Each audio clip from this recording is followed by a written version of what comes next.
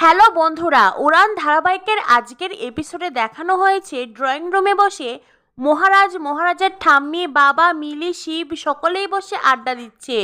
তখনই সেখানে হন্তদন্ত হয়ে ছুটে আসে পূজারিনীকে হঠাৎ করেই আসতে দেখে ঠাম্মি হুট করে মিলির ওড়না নিয়ে মহারাজের সামনে ধরে বলে, এ কি নাথ বউ, তুমি এখন এখানে? আজ তো তোমাদের কাল রাত্রি, একে অপরের মুখ দেখা বারণ, তাহলে তুমি এখানে আসলে কেন?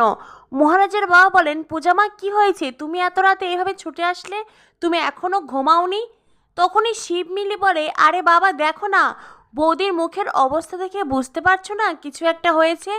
তখনই পূজারিনী বলে, বাবা আমার কাছে একটা ফোন এসেছিল, আর কেউ একজন ফোন করে জানালো আমাদের দোকানটা ভেঙে চুরে দিচ্ছে।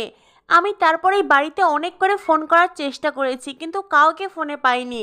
এখন তো আমার যাওয়া ছাড়া আর কোনো উপায় নেই বাবা, আমাকে এখনই যেতে হবে, আপনি দয়া করে আমাকে যাওয়ার অনুমতি দিন। শিব বলে, কিন্তু বৌদি তুমি এত রাতে একা একা যাবে কি করে? মহারাজ বলে, থাক, কাউকে যেতে হবে না, আমি যাচ্ছি, আমি চট করে গিয়ে দেখে আসছি। পূজারিনী বলে, আমিও আপনার সাথে যাব। মহারাজ বলে, না না, আপনার যাওয়ার প্রয়োজন নেই, আমি যেতে পারবো। ঠাম্মি বলে, সেই তো, আজ তোমাদের কাল রাত্রি, একে অপরের মুখ দেখা বারণ, তুমি ওর সাথে গেলে কি করে হবে?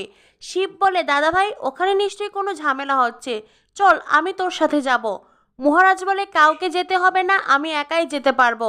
পূজারিনী বলে, আমাকেও নিয়ে চলুন, আমিও যাব, আমার দোকান, আমাকে তো যেতেই হবে। মহারাজের বাবা বলেন, তাও তো ঠিক কথা। মহারাজ বলে, ঠিক আছে, তবে ঠাম্মি যেভাবে ওড়না দিয়ে মুখটা আড়াল করে রেখেছে, আপনিও নিজের মাথায় ঘোমটা দিয়ে ওইভাবে মুখটাকে আড়াল করে রাখবেন, ঠিক আছে? পূজারিনী বলে, হ্যাঁ ঠিক আছে। তখনই সেখানে মহারাজের মা চলে আসে। মহারাজের মা এসে মহারাজকে বলে, কি হচ্ছে, কোথায় যাওয়া হচ্ছে এত রাতে? মহারাজ মায়ের প্রশ্ন শুনে কোনো উত্তর না দিয়েই বাড়ি থেকে বেরিয়ে যায়। এরপরেই মহারাজের মা গিয়ে পূজারিনীকে বলে, কোথায় যাওয়া হচ্ছে? পূজারিনীও কিচ্ছু বলতে পারে না, দু হাত জোর করে শাশুড়ি মায়ের কাছে ক্ষমা চেয়ে ওখান থেকে বেরিয়ে যায়। মহারাজের মা বলে, একটা প্রশ্ন করলাম, কোনো উত্তর না দিয়েই চলে গেল, সাহস দেখেছেন? ঠাম্মি বলেন, তোমার ছেলে জামাইয়ের দায়িত্ব পালন করতে গেছে। মহারাজের মা তখন বলে, জামাইয়ের দায়িত্ব?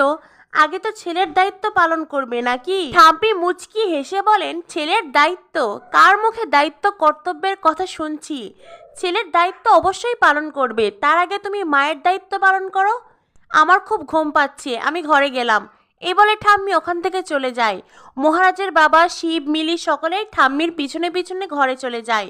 মহারাজের মা তখন সোফায় বসে ভাবেন, আপনি আর কতদিন থাকবেন মা? আপনাকে তো গ্রামে ফিরতেই হবে, আর তারপরেই সব কিছুর শোধ আমি তুলব।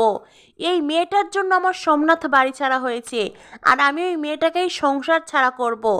আমার বেপরোয়া ছেলে আর এই মেয়েটাকে আমি কিছুতেই ভালো থাকতে দেব না।